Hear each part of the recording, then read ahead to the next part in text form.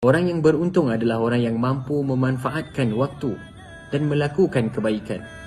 Sedangkan orang yang lalai adalah yang melupakan zikrullah dan menyibukkan diri dengan perkara yang sia-sia.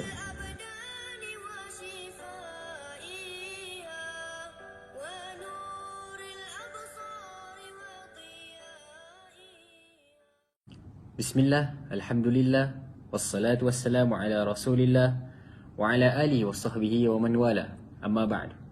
Assalamualaikum warahmatullahi wabarakatuh.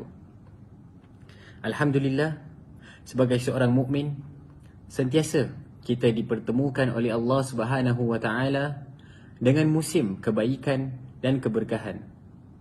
Ini merupakan kurniaan Allah Subhanahu wa taala untuk melipat gandakan pahala hamba-hambanya yang menambahkan kebaikan bagi orang-orang yang beriman dan mensyukuri nikmatnya.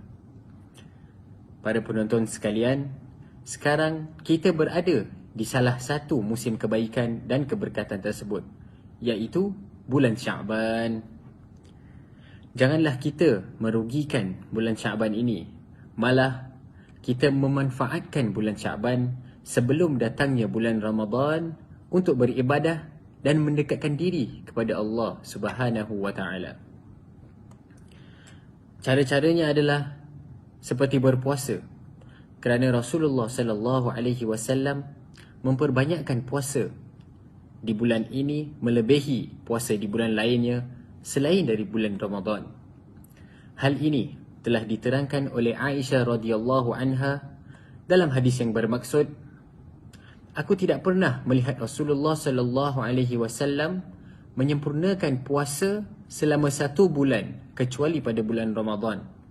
Dan aku tidak pernah melihat beliau berpuasa lebih banyak daripada bulan Sya'ban. Hadis riwayat Imam Muslim. Oleh kerana itu, ia menjadi suatu pembakar semangat bagi kita, bagi seorang mukmin untuk mengikut langkah-langkah Rasulullah sallallahu alaihi wasallam. Marilah sama-sama kita gunakan musim kebaikan ini dengan sebaik-baiknya. Bagaimana caranya untuk kita berpuasa di bulan Sya'ban? Seperti mana yang kita tahu, cara-cara untuk berpuasa adalah pada hari Isnin ataupun pada hari Khamis. Dan bagi sesiapa yang ingin berpuasa lebih daripada itu, dipersilakan. Kerana pada bulan Sya'ban ini, ia memiliki keutamaan yang agung disebabkan waktunya yang berdekatan dengan bulan Ramadan. Para ulama menyebutkan sebagai puasa rawatib bagi bulan Ramadan. Apakah rawatib ini? Ibadah rawatib ini adalah ibadah sunnah yang dilakukan sebelum dan setelah fardu.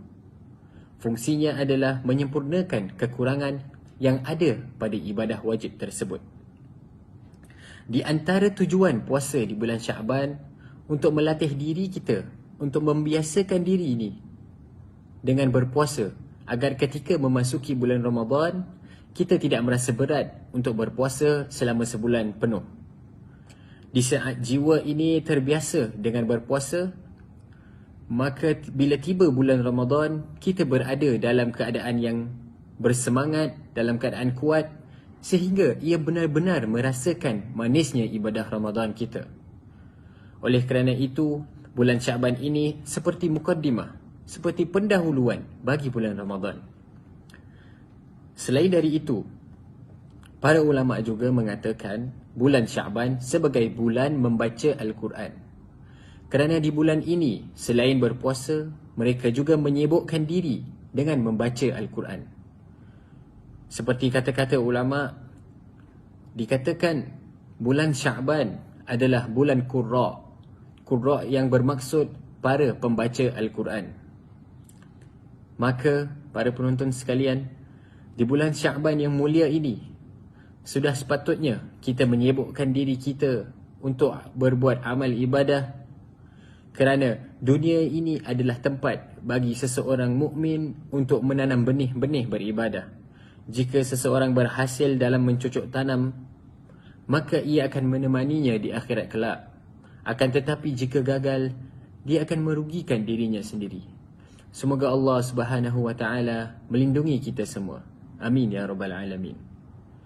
Sebagai penutup, kaum muslimin yang dirahmati Allah sekalian, kesempatan hidup hanya sesaat, sedangkan hari berlalu begitu cepat.